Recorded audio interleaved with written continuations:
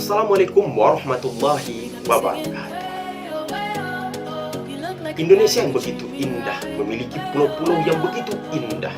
Dari Sabang sampai Merauke, Indonesia sudah menarik perhatian dunia. Tentu keindahan ini harus kita jaga.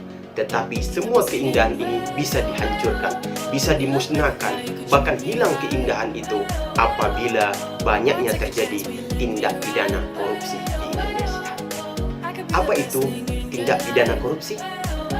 Mari kita bahas.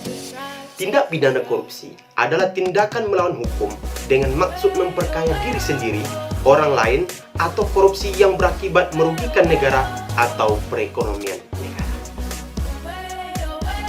Adapun beberapa contoh tindak pidana korupsi di Indonesia. Yang pertama adalah suap menyuap, seperti contoh video di atas. Mohon maaf, agak tipis. Oh, begitu.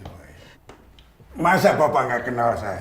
Untuk satu cangkir akan saya usahakan. Semua saya pastikan beres. Terima kasih, Pak. Yang kedua, tindak pidana di Indonesia yang sering terjadi adalah pemerasan, seperti contoh video di atas. Dua oknum mahasiswa yang berkuliah di salah satu universitas swasta di Kota Medan ini harus menjalani proses hukum setelah ditangkap polisi karena memeras salah satu kepala rumah tahanan di Sumatera Utara.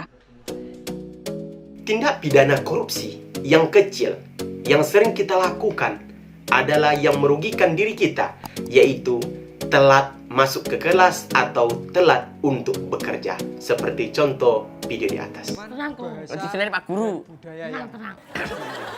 Kita hadapi bersama. Adapun dampak yang pertama dari tindak pidana korupsi adalah efek buruk terhadap perekonomian negara.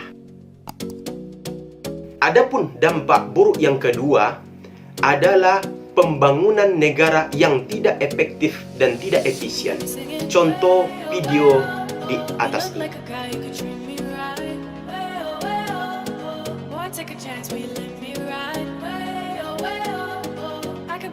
Itu tadi sedikit contoh dan dampak dari tindak pidana korupsi.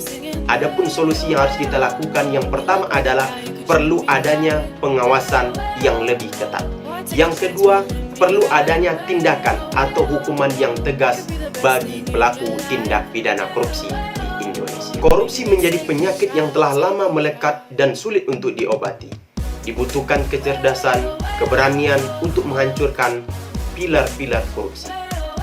Mari kita bentengi diri kita dengan iman agar jauh dari korupsi, dan mari kita bersama-sama melakukan pengawasan agar Indonesia bebas korupsi.